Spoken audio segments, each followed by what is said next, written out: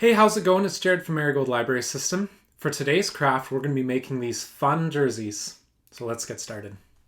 The only supplies you'll be needing for today's craft are a pair of scissors and the jersey template that's provided in the description below.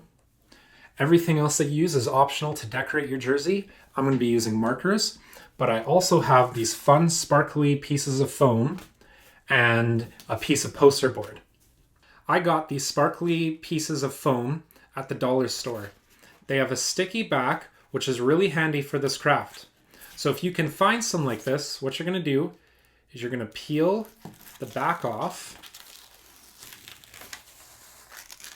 just like that. And then I would recommend folding your template so that it's really close to the sleeves of the jersey. That'll help you line it up, and then basically all you have to do is put your template on the back side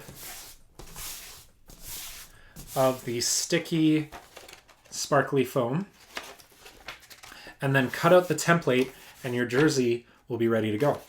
For the poster board jersey, what I like to do is I like to cut out the template and I like to just tape it in 2 or 3 spots on the poster board.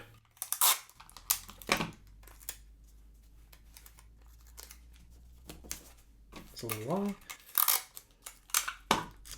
And then use this as a template to cut it out. Now you can go ahead and decorate your jerseys however you would like and put your name on them. Here are my finished jerseys. Some of them, like these two, will be really good as bookmarks. Others, like these two, will probably be better off as decoration as they're sparkly and they're foam, so they're a little bit thicker.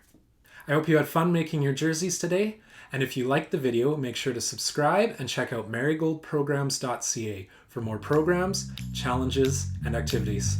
Thanks for watching, and I'll see you in the next one.